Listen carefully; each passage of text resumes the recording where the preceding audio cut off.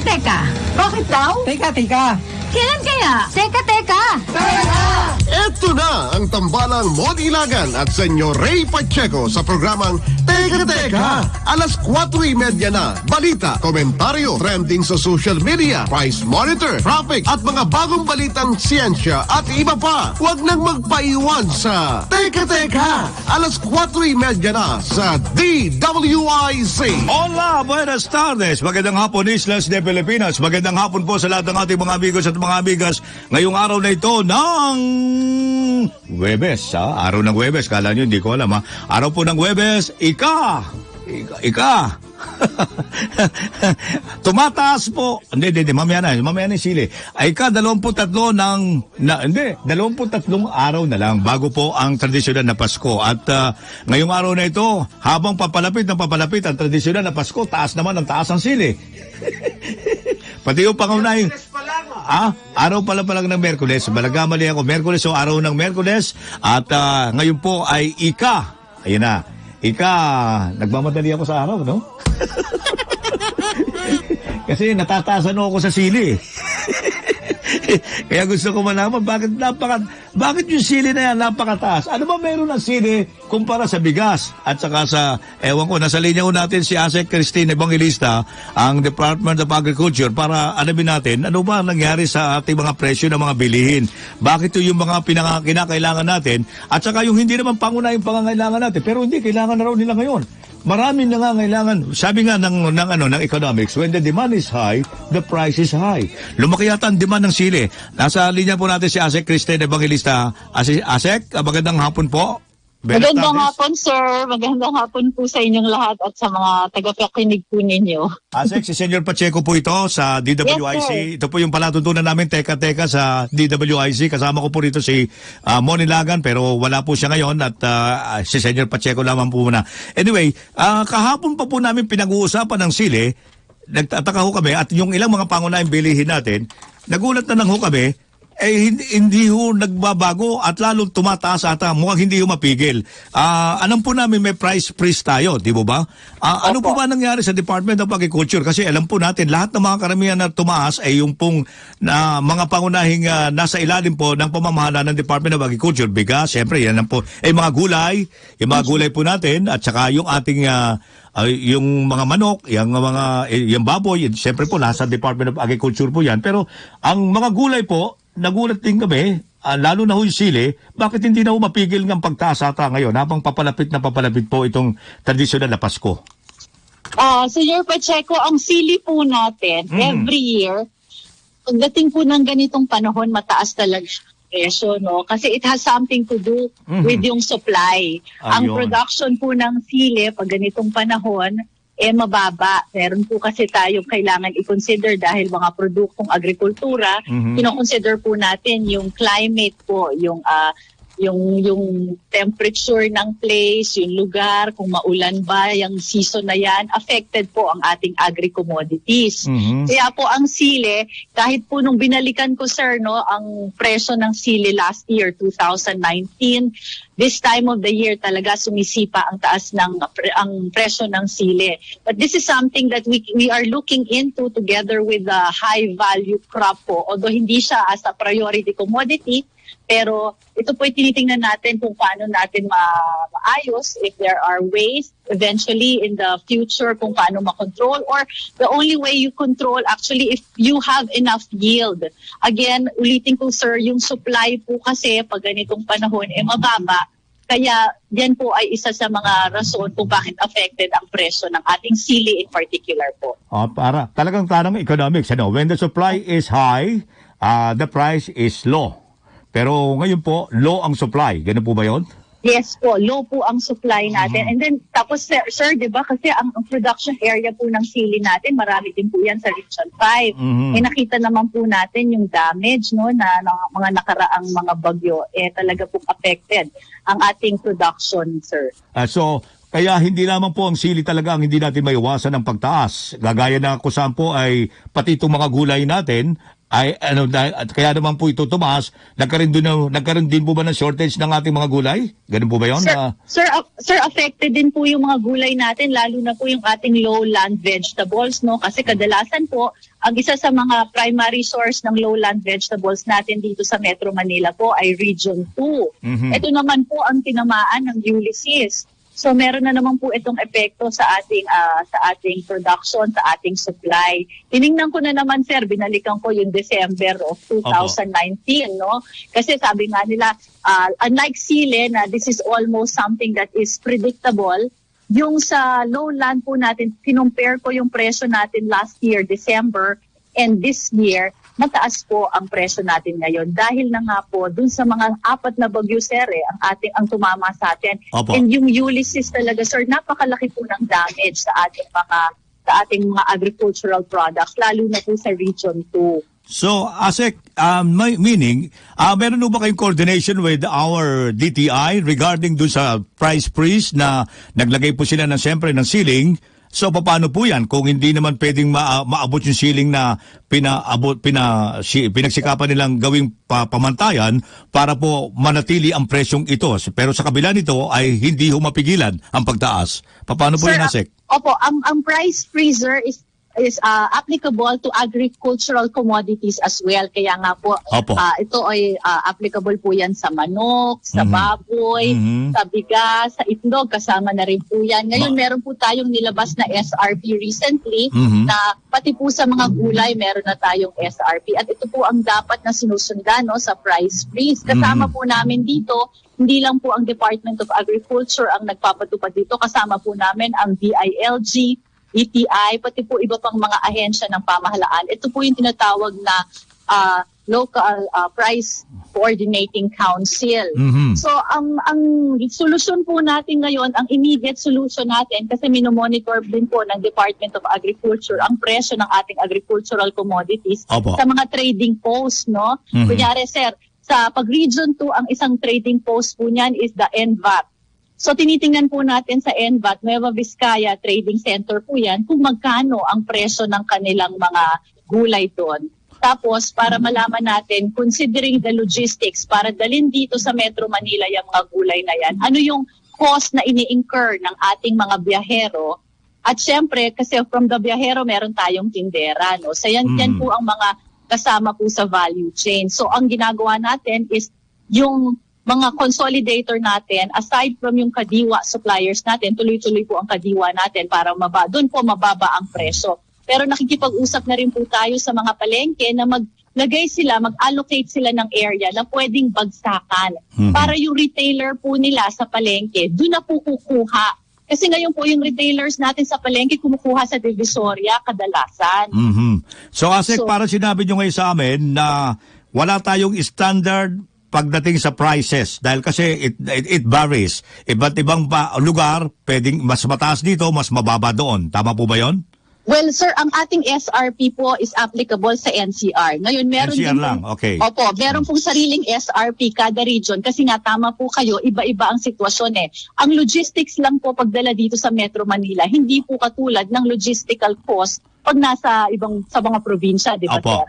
So, expected natin na talagang mas mura ang mga agricultural products sa probinsya as compared dito sa Manila. Ayun. So, yung pong kaya yung ina-expect natin na nakikita nilang nagbabago sa halip na pababa, pataas, yun po yung epekto nitong nangyayari sa ating pagbibiyahe at saka kakulangan ng mga produkto. Ganun po ba yun? Opo, contributory factor po yan. So yung production po, yung supply is one. Second is kung merong logistical challenge, kasama po yan sa cost structure. No? Ayun. Opo. I see. At least para maintindihan po ng ating mga kababayan dahil they are expecting what happened to the price freeze. Ayan. Opo. So, yun pala, meron tayong mga adjustment dyan na hindi natin may iwasan kung talagang hindi, alam mo kasi may price freeze. Pag sinabing freeze, hindi gagalaw.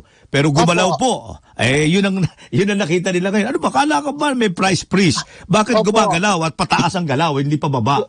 Yun. Pero pagdating po, sir, sa baboy, ito po, syempre meron nga tayo. Nananatili at ang maganda po ngayon ang nakikita naming trend sa palengke kasi marami na po ang nakakasunod sa ating SRP at mabuti naman po kasi nga under nga tayo ng price freeze. Kaya Ito po pala ay dapat talaga nilang sundan. Kaya pala yan ang sigaw ng mga senyora de palengke ko at saka senyora de kusina. Sabi nila, mas mahal pa ang presyo ng karning baboy kesa sa sili. Oo, sir. 500. Mas mahal pa raw sa presyo ng karning baboy eh. Isipin niyo. Okay. Asek, maraming salamat sa pagbibigay daan nyo sa amin dito sa palatuntunan naming Teka-Teka sa DWIC. Sa pamagitan po namin kasamang si Mon Ilagan at si Senyor Pacheco po ito. Okay, salamat po, Senyor Asek. Sir. Salamat po. Salamat, Asek. Hapon po. Magandang hapon din po. Si Asek Christine Evangelista mula po sa Department of Agriculture at nagpaliwanag po sa atin ng tungkol dito sa kalagayan kasi alam mo natin, ang buong Luzon ay price freeze. Pero hindi yung naging freeze Gumalaw Ang galaw ho, hindi pa baba, pataas. Hindi yung pala mapipigilan dahil hindi lahat ng produkto, lalo na ang mga agriculture products natin, ito naepektuhan ng pagtaas dahil maraming factors, yung pagbibiyahe at saka kakulangan ng supply. So kasi sa economics, kapag kulang ang supply, pag kulang ang supply, tataas po talaga ang presyo. Di ba? When the demand is high, ang demand ang mataas at ang supply ang kulang, tataas po ang presyo niyan. Yan ang economics. Yan po ang hindi natin maiwasan. Sandali po lamang, magbabalik tayo. Pagkalipas po lamang, ang Teka-Teka po magbabalik. Sandali po lamang. Ito pa rin ang Teka-Teka, si Senyor Pacheco, at sa pangalan pa rin ni Mon Ilagan, Philippine Standard Time, alas 4:47 na. Teka, alas 4:30 na.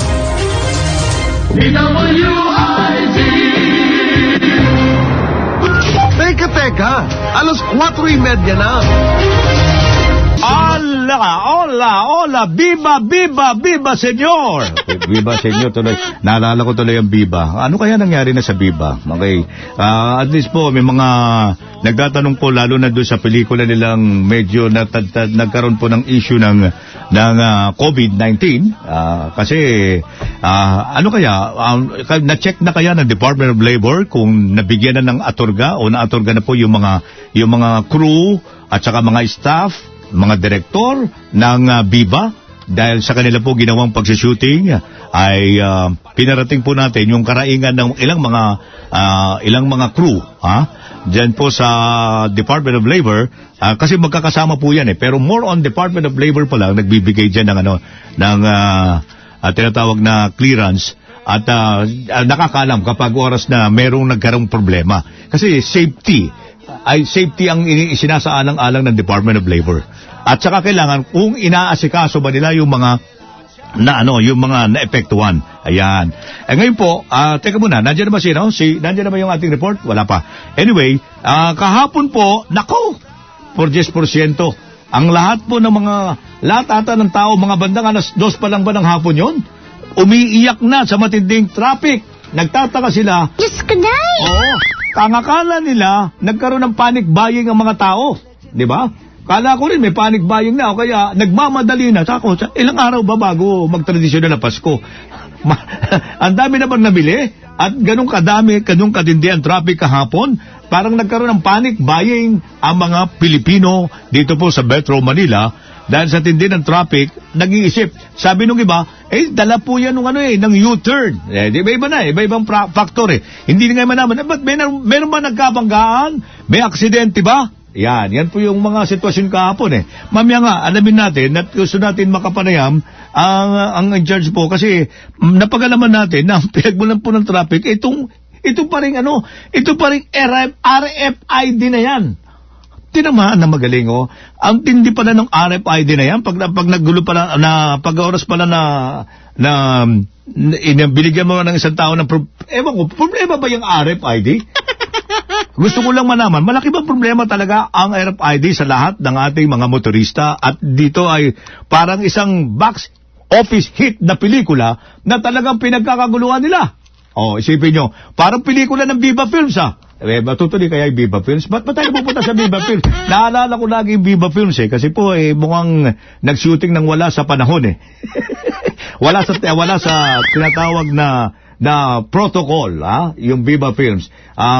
Ewan ko kung mapapalabas kung kailan ipalalabas yung pelikula pero ang alam ko hindi nata may habol sa Metro Manila Film Festival. Yun po yung pelikula nila. Ma'am, alam niyo ba yung pelikula ng Viva Films na sinuting nila? Na medyo nagkaroon ng ang dami, ang sabi ng iba, ang title ho ata yan, The COVID. Na-COVID yung mga ano eh. Nagka-COVID yung director at saka yung mga crew eh. Ay pagkatapos ang mabigat, hindi nila nire-report. At hindi nila nire-report at tinuloy nila ang shooting ng pelikula. Ang ganda ng pelikula, Korean ano yun. Alam niyo naman, ang Viva, pag gumagawa ng pelikula, lalo na yung tinatawag na yung Korean film dati, tapos tatagalugin nila, ano tawag natin yun? Yung, di ba? Dun kumikita. Ang Pilipino kasi mahilig sa mga adaptation ng mga, yung ng Korean eh. Di ba? Natatanda natin yung sa Bilangguan? Yan. Biro mo, ano yan, adaptation ng Viva yan, Korean film yan, di ba? Yung Cell, Number, and so. Tapos, natatandaan ko pa yung si Sarah, na naging matanda, siya yung bata na matanda. Adaptation din niya, ewan ko, napanood yun yan. Adaptation din yan mula sa Korean film. Ngayon, meron ding adaptation po ang Viva, kaya naalala ko lang ang Viva. Andiyan na ba? Nandiyan na ba ang ano? Andiyan na ba ang Toll Regulatory Board? Wait lang tayo, sandali lang ha. Nagahang daw sa dali at gusto lang natin malaman kung anong nangyari talaga sa daloy ng trapiko natin dyan. Pilit kasi inaalam kahapon, ano ba pinagmulan ng trapiko? bakit ba nagkaganyan-ganyan? Yung pala dahil po rito sa RFID. Yan po ang pamagat ng pelikula, RFID. Kung kaya nagkaroon po ng box office hit ang RFID. Aba, isipin mo, pila-pila? Di ko ba masasabing box office hit yan? Doon nagkapila-pila ang mga sasakyan? Pila talaga. Di ba pag pinilaan ng pelikula, ibig sabihin box office? Ayan, ganyan-ganyan po ka-box office kahapon ang pagkuha ng tinatawag na RFID. Kaya hindi natin alam, paano pa ngayon maiiwasan natin yan? Dahil kasi, sabi nila, hanggang sa January 11, 2021 na lamang pwedeng makakuha ng RFID. Alam mo naman ang mga Pilipino, pag oras na binigyan mo ng deadline, hindi mo nakikibuyan. Relax mo yan. Relax. Pagdating ng deadline ng January 11, tandaan ninyo, magkakagulo na naman dyan sa iba't ibang tollways. Pag oras na, sabi doon, pwedeng makakuha ng RFID sticker sa mga sasakyan, simula hanggang ano lang to, January 11. At simula January 12, pagdating ng 12, hanggang 11 na lang, di ba? Pagdating na ng 12, eto na ang mangyayari sa inyo. Ang motoristang gagamit ng maling lane ay magmumulta ng 2,000 piso. Naku, yan na nasa utak nila. Kaya pagdating ng January 11, 11 na pala, deadline na ngayon. Ganyan ang mga Pilipino, always tomorrow. Di ba? Ang galing. Di ba? Ganyan tayo eh. Di ba? Ang Pilipino laging ganyan eh. Always tomorrow. May bukas pa. Kaya pag naubos na yung bukas, doon yan magkakagulo-gulo. Iyon na naman tayo. Magkakahetot-hetot na naman tayo at baka maranasan na naman natin itong ipitan ng trapiko ng maraming motorista dahil po lamang sa pagpapatupad nitong gagawing cashless collection ng toll fee sa mga tollways. Ayan. Kaya, ayan, nasa linya na po ata natin si Julius Corpus. Siya po yung ano? Ano ba posisyon niya sa Toll Regulatory Board ni Mr. Corpus? Nasa linya na natin si Mr. Corpus. Mr. Corpus, okay. Yung spokesperson natin, okay. Ng Toll Regulatory Board. Magandang hapon, Mr. Corpus. Senior Ray, magandang hapon po magandang hapon po naman. At mga kasamahan natin sa DWIZ. Ayan. Magandang hapon po. Salamat po. At napagbigyan nyo kami rito dahil kasi kahapon po talaga nagulat ho ako. Bakit? Ano ba yung pinagbumulan ng matinding trapiko? Kasi alam mo namin, ang problema daw lagi, dinadaig nila yung pagkakansela ng MMDA ng U-turn. Diyan po sa kahabaan ng EDSA. Pagkatapos, makita-kita namin, doon pala nagsimula ho sa kahabaan ng Mindanao. Kami-kabila na po. Dahil yung pala, nagkagulo pala sila dito sa pagkuha po ng tinatawag nitong RFID. So, paano ba nangyari? Iniisip po namin na masosolve natin yung problemang yan dahil una, nung dati nagkakagulo na ho, di ba? So, ngayon ang ginawa natin, pinabayaan natin, sige, pwede naman kayo kumuha, come and go. Come and go naman bakit ito nagkaganon-ganon ang sitwasyon ng trapiko? Opo, Senior Ray, at tama po kayo, kahapon medyo humaba po at nagkaroon Opo. ng napakalaking surge of motorists going back to Manila kahapon. Opo. Ang mga dahilan po kung bakit nagkaroon ng napakalaking dagsa ng motorista are the following.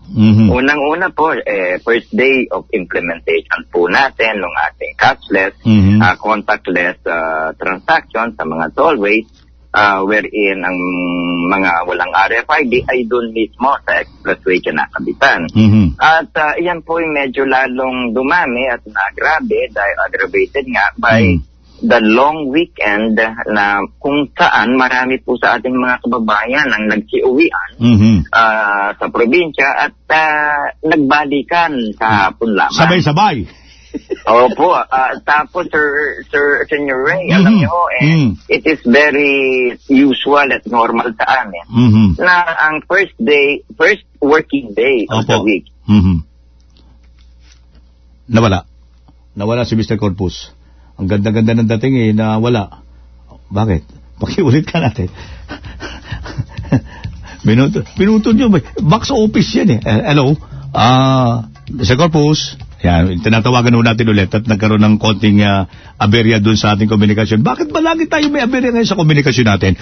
Lahat ng komunikasyon ngayon problema, pinimbestiga na yan, di ba? Okay, Mr. Corpus, balik po tayo ulit. Nawawala po tayo. Naputol po. Ayun po, nagkasabay-sabay po ang mga motoristang pauwi, Opo. yung papasok, at yung mga RFID installation po natin sa ating mga expressway. Opo. At kami naman po, bagamat nakita namin at ng mga toll operators, ang pagdagsa nila, mabuti naman ho, sinuganan kaagad ng mga toll operators itong dagsa at kaguluhan ng traffic na nangyari. At around 10 to 11 a.m. po, ay medyo naibsan na yung matinding traffic sa ating mga expressway. Yun po ang naging sitwasyon kahapon, Sir Ray. At yun nga, akala nila araw-araw mangyayari na yan dahil dito sa implementation ng RFID. Subalit kami po natutuwa kahit paano. Kasi ngayong araw pong ito ay hindi na po natin naranasan yung ganong klaseng kaguluhan na nangyari kahapon. Our traffic today compared to yesterday po, Senior Rayco, is much better naman. Opo. And with the adjustments and improvements that our toll operators are continuously implementing, we are hoping po the coming days will be much better than today, and hanggang sa gumanda na po ang daloy ng trapiko, maging normal na at mas mabilis na po at na maayos na ang paglalakbay ng ating motorista sa mga expressway. Mr. Corpus, meron lang po ako sanang concern. Kasi po, alam nyo, eto po kasi ang pagkakakuha ko namin ng impormasyon ngayon, January 11, 2021 na lamang po pwedeng makakuha ng RFID stickers ang mga sasakyan. At simula January 12, ang mga motoristang gagamit ng maling lane, magbumulta na po ng 2,000 piso, samantalang ilang lane lamang po ang itatakda para sa cash payment. Ito po, it should be on January 11. Tama po ba to? Sir Ray, Senior Ray, maraming salamat po at inyong sinanong sa atin yan. No? Hindi po totoo na katapusan na ng stickering activity by January 11. Okay. Ang installation po ng stickers sa RFID tag ay patuloy. Okay. Yan, kahit siguro ng 2021. Sapagkat may mga sasakyan tahong walang RFID, gaya ng mga galing sa probinsya, yung mga bagong sasakyan na lumalabas. Opo. O yung mga talagang mga kababayan natin na ayaw pa bang kumuha, hindi naman kasi sila dadaan sa expressway at wala pa silang RFID. So sila po ay bibigyan natin ng pagkakataon. Even beyond January 11, magkakaroon po tayo ng mga installation sites sa mismong expressway o bagong expressway at hindi po sila dapat mamaala, hindi po sila tatanggihan kung kailangan nila ng kanilang sticker. Pangalawa, yun pong sinasabi sa January 11. After January 11, isa na lang lane ng installation lane. Hindi po totoo ito. Sige po. Siguraduhin natin na mayroong na installation lane ay at makabawasan sa express. Pero dadagdagan sa labas ng expressway bago kayo pumasok ngayon. Ayan. So sa madaling salita, there is no such thing na magmumulta ng 2,000 piso. Yung halimbawa, pumasok kayo, yun pala, wala kayong RFID, hindi totoo yun. Mr. Campos. Ganito po. There is this transition period na natawag namin na December 1 up to January 11 na hindi muna manghuhuli. Subalit by January 11 or before January 11, ang TRD po, kasama namin ng DOTR at ang mga toll operators, magkakaroon po kami ng assessment meeting muna. Kinakailangan na ba nating kapagigpitan ng kaganon yung mga pasaway ay wag namang magkapuso or something. Titignan po natin ang sitwasyon by then. Flexible naman po ang policy ng ating gobyerno at ng mga toll operators. Kung kinakailangan bang ito'y pagbigyan pa, huwag na munang manghuli dahil sa meron pa palang ganito, bakit naman po natin gagawin yun? Pero, ang pakiusap po namin sa ating motorista, huwag naman po ninyong abusuhin. Kaya naman po kami nakikiusap sa inyo na makabitan kayo, malasing kayo, nang sa ganun din para sa kapakanan ninyo, para iwas COVID na rin. Ayan. Yan ang maganda ron Talaga, yun po pinakalayunin natin. Kasi itong mga Pilipino, hindi natin maiwasan itong ating manyana habit Mr. Corpus. Yung manyana habit hanggang sa, deadline na pala ngayon. Saka makikipagsiksikan yan. Ganyan ho tayo Kaya dapat habang may panahon pa, samantalahin nyo na ngayon. Hindi yung hintayin nyo bukas pa naman Ay, matagal pa yan Enero 11, matagal pa. Ayan, bukas, always tomorrow. Hanggang sa dumating na yung deadline, nagkakagulo-gulo na tayo dyan. Ayan po, box office ka naman ng RFID. Ganyan po, Mr. Corpus. Opo, Senior Ray. Kami naman po sa tanggapan namin sa ang DOTR at ang mga toll operators. We all look into the possible concerns of the motorists na kung ito'y makakabuti sa kanila, yan naman po ang ating gagawin. At ang pakiusap naman po natin sa ating mga motorista, kaya naman po tayo naglalagay ng mga set dates na kanyan, nang sa ganun naman po ay maging responsable ang ating mga motorista naman sa kanilang mga obligasyon din sa mga ganyang bagay. Dahil para sa kanila po itong programang ito, unang-una po para maibsan ang pagkalat ng COVID. Pangalawa po, pagka maayos na po ang talagang lahat may RFID na, matatamasa na po natin ang mas maayos, ligtas at mas mabilis na biyahe sa ating mga expressways. Ayan. Okay, maliwanag po yan, mga kaibigos, mga amigas at mga amigos, at sa mga lahat na nakikinig sa atin, ang sinabi ho ng ating mga Toll Regulatory Board, medyo wag naman ninyo samantalahin yung pagiging flexible nila. Kung maaari, kung meron kayong pagkakataon, gawin nyo na. Ang gawin nyo na ngayong araw na ito. Tama po ba yun, Mr. Corpus? Opo, ang sa amin po, kung may pagkakataon kayong kumuha, okay lang po. Kung hindi nyo pa naman po kailangan dahil hindi pa kayo biyahe, okay din lang naman po sa amin yun nang hindi kayo sumabay doon sa mga nagmamadali at baka. Pero we assure you po, ang toll operators natin, dinadagdagan po nila ang lahat ng mga installation sites kung saan kayo pwedeng pumunta. Sila po pumunta sa mga subdivision, sa mga villages, sa mga opisina, at sa mga condominiums para lang po mapabilis sa mga malls, para maipaabot po ng mas maayos sa inyo itong mga RFID na gusto ninyong ikabit sa mga sasakyan ninyo. Okay, well said, Mr. Corpus. Sa pagbibigay daw niyo po rito sa amin, maraming salamat sa inyo pong panahon na inilaan dito sa aming palatuntunan sa Teka Teka dito po sa DWIC.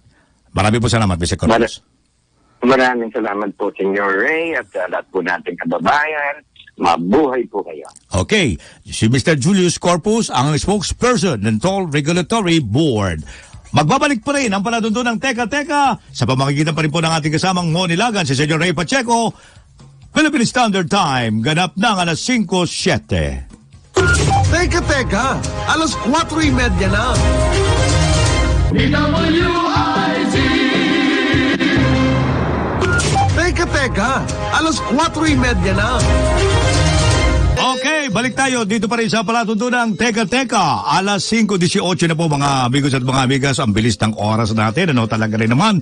Kagina na pag-usapan natin yung naging epekto ng traffic, yung tagtaas ng presyo ng mga pangunahing bilihin natin sa kabila ng price freeze. Ngayon naman, pinag-uusapan din natin na hanggang ngayon nasa gitna pa rin naman tayo ng pandemic. Di ba mga amigos at mga amigas? Alam natin, iba yung mga testing. Napag-uusapan natin yung mga testing na ginagawa ngayon dito sa tinatawag natin yan, ano ba yan, tawag natin dyan? Yung, para dito sa COVID-19, marami yung tayong testing, di ba? May rapid test, meron mga, mayroong RCP, ano ba yun, yung tinatawag na ibang test, meron sa dugo, di ba?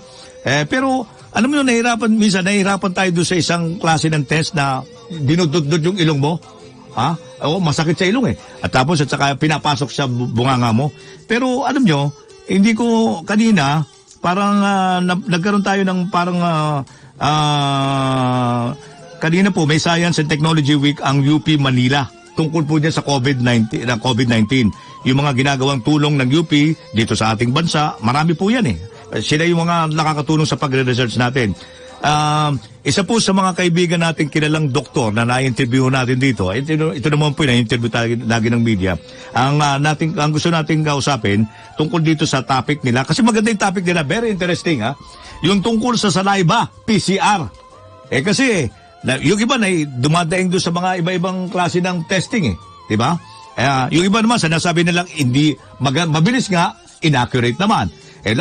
Pero itong saliva daw, itong salaway, marami nagsasabi at hindi lamang yung nagsasabi, kundi napatunayan na pwede ito. Pero gusto ko malaman kung gaano ba natin, pag-usapan nga natin ito sandali, itong tungkol sa saliva na ito.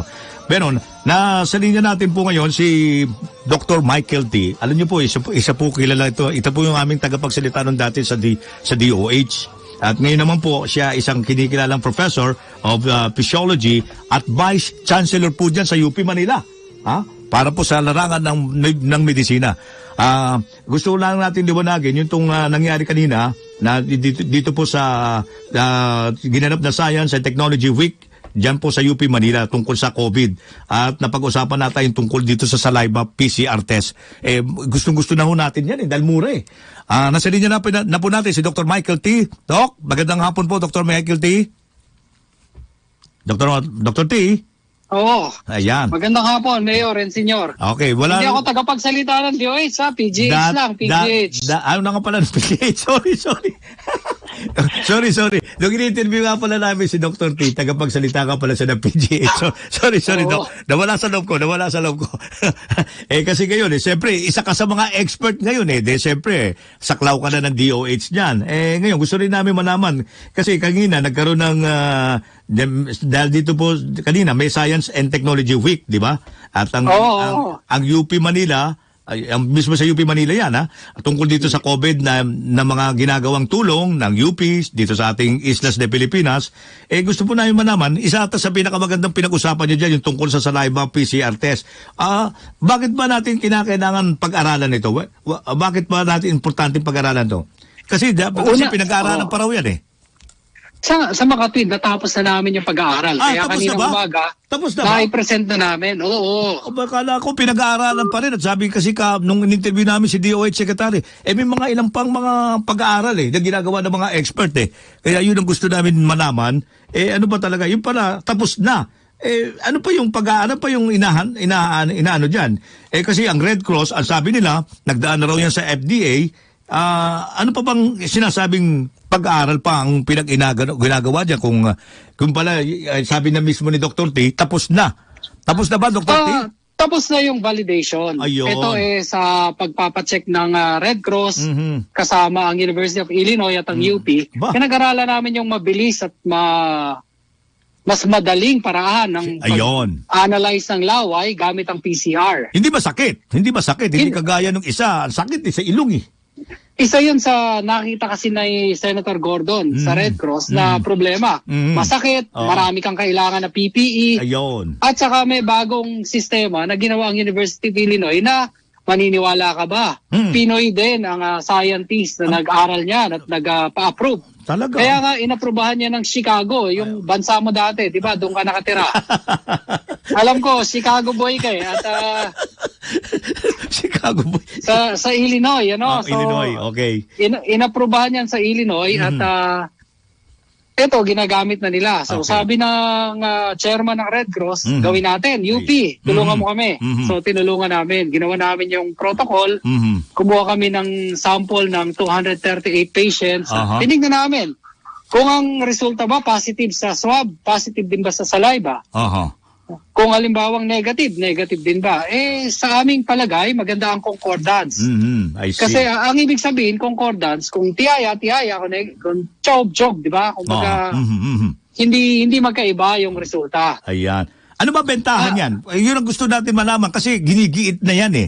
Ginigiit na yan nung gumawa kami ng interview sa Red Cross. Sabi niya, mura kasi maganda na ito eh. Mas madali eh. Ano pa ba ang ibang bentahan nito pag oras na sa laway lang ang ating gagawin?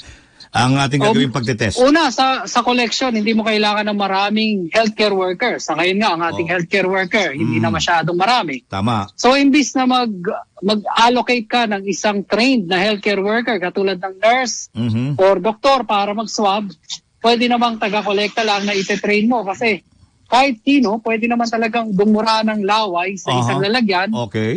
Iselyohan yan, ilagay sa isang lalagyan at ibigay sa submission counter. Okay. No? Una, hindi na mangangailangan ng swab. Okay. Number 2, hindi masakit yun, ano? Okay. Pangalawa, hindi kailangan ng collector na magpalit ng gloves kasi hindi siya nakakahawa at hindi rin mahahawa. So hindi magastos, Dahil hindi selyado magastos. na eh. Hindi magastos talaga no. Pag oras na pag ito pa lang ginagawa, walang requisitos na tinatawag, para cheche bureche na sinasabi. Mas konti ang cheche bureche at Ayun. saka yung waste. Kasi ngayon, di ba, yung baha, kinikwento natin, naririnig mo dahil yan sa maraming basura. Ayan. Nagdadagdag ka pa ng medical waste, pwede namang mabawasan ang medical waste kung ang laway kukunin ng voluntaryo at isasubmit. Isa pa sa mga evacuation center, halimbawa, merong nagkaroon ng COVID at kailangan mong i-testing ng maraming tao na nakatira sa isang confined na area. Ano yun? Lahat isaswab mo. O baka pwede nating gamitin ng saliva. Bigyan mo silang lahat ng bote at pagkatapos ay sabihin mo sa kanila, dumuraho kayo ng isang cc, 1 cc lamang. At kukolektahin mo yan. Pag kolekta, ayos na. Ayun. Sa proseso, yung ginawa ng University of Illinois, hindi rin sila gumamit ng maraming reagent. So mas mura. Ang ginawa lang nila, pinainitan to 95 degrees centigrade. At pagkatapos nilagyan ng buffer, na may kasamang yung laboratory detergent. Ano? Hindi naman ito yung detergent na dishwashing. Kwentado yun at pagkatapos tsaka nilaban sa PCR. Ilalaban mo pa rin yan sa PCR. Hindi mo pwedeng yung mga sinasabing mabilisang testing. Ano? Ayun. Yan tatakbo pa rin ng 2 oras at kalahati pagdating sa PCR machine. Dahil yun doon, sige, go ahead. Sige lang, Doc. Kasi doon mo yun na kinokopya ng kinokopya. Ang PCR kasi, ibig sabihin yan, parang may ilang copies ka ng virus, i-kokopyahin mo ng kokopyahin hanggang sa makita mo, ito nga yun. Okay. Ito nga yung itsura ng virus na COVID. So, sa larangan na yan, ang advantage, less manpower, less reagent, less waste. At lahat yan magiging mas mura. Sabi nga ng chairman ng Red Cross, baka kayang ibaba to about 2,000 to 2,500 per test.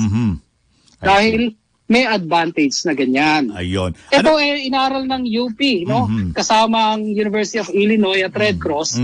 Ang mga kasama ko rito ang dekana, mismo, PhD ng UP College of Medicine, si Dean Charlotte Chong. Isang professor ng biochemistry, si Dr. Dalmasio. At ang boss ng aming Hospital Infection Control Unit, si Dr. Berba, isang batikang researcher. Teka, si Dr. Berba ba mo? Isa sa mga nagano sa akin, nagkasikaso dyan sa PGH. Bakit napunta ka sa PGH? Oo. Nagano ka, dumalaw ka. Hindi, nadali ako Pero ang PGH ang umano sa akin, umasikaso.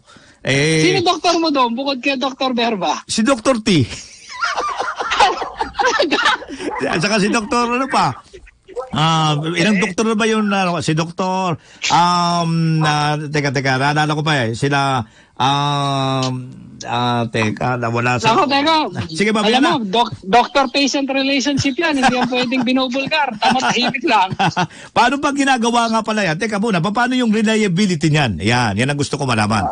Sa aming pag-aaral, kinumpara namin yan. Bawat isang nagbigay ng laway, kinunan din namin ng swab. Tapos, tinesting. So, ang tawag kasi dyan sa statistics at science ay kappa coefficient. Ayun. Yung reliability. Pagka mahigit na 0.8, pinasabi mo, napakaganda ng iyong reliability. So, yung sa amin, umabot kami ng lampas 0.9. So, umaasa kami na siyempre, trabaho yan ng Department of Health, lalo na ng Health Technology Assessment, na busisiin na hindi porke sinabit ng kung sino, aprobahan naman nila. Okay. So, kailangan nilang aralin yan at kami nag-submit ng aming protocol noon sa lab expert panel at kami natulungan nila kung paano papagandahin ang aming interpretation ng data. Tapos, sinabit namin noong October 8 ang aming resulta sa Health Technology Assessment Committee under Yusek Berhere. At umaasa kami na ngayong umaga na i-present namin to sa UP National Science and Technology Week. Kasabay ng presentation din ni Dr. Destura, no, yung ating locally available COVID-19 test kit. Naalala nyo, nung pang-April yan at April, May, talagang sabi ng UP, alam mo, si President Danicon, ang una niyang sinabi, ano ang magagawa ng UP para sa problema ng bayan na to? At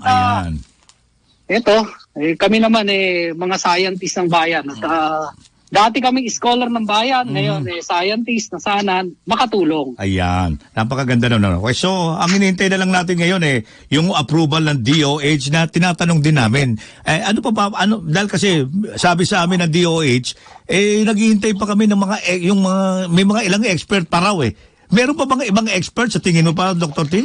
Na hinihintay dapat ng DOH para aprobahan nila yan?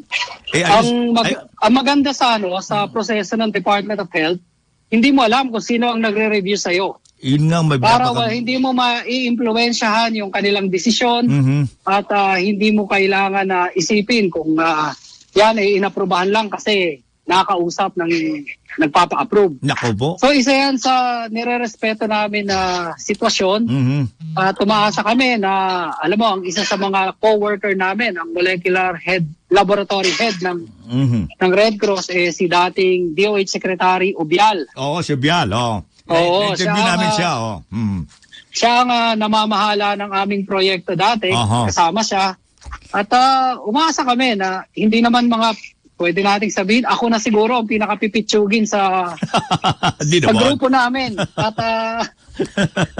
hindi naman ako siguro na ang pinakapipitsugin. Kaya ikaw ang pinaka-baby. Ikaw yung bata. Ikaw lang yung bata. Well, kaya umaasa ako na yung ginawa namin, hindi naman siguro, alam mo, sa UP, ang UP Manila, ang merong Office of Research Integrity. Umabot pa yan sa technical review at saka ethical review. Kaya umaasa ako na yung prosesong sinunod namin, pati resulta, bibigyan pansin naman ng kinaukulan upang mapakinabangan ng bayan. Ayan, sana naman makarating to sa kinaukulan. At kung nakikinig naman yung kinaukulan, dahil nag-interview naman kami sa ilan sa mga kinaukulan, pero hindi ho namin alam kung ano yung ibig pahiwatig sa amin ng kinaukulan. Pero ang mahalaga po ay intindihin natin ang bayan, intindihin natin ang sambayan ng Pilipino na nangangailangan ng ganitong klase ng testing. Tama po ba yun, Doc? Tama. Umasa kayo na kung meron din kami makitang iba pang paraan na mas mapapabilis pa ang ating pag-recover bilang bansa, tutulong kami. Ayan. Maraming salamat sa pagbibigay daan mo sa amin, Dr. Michael T.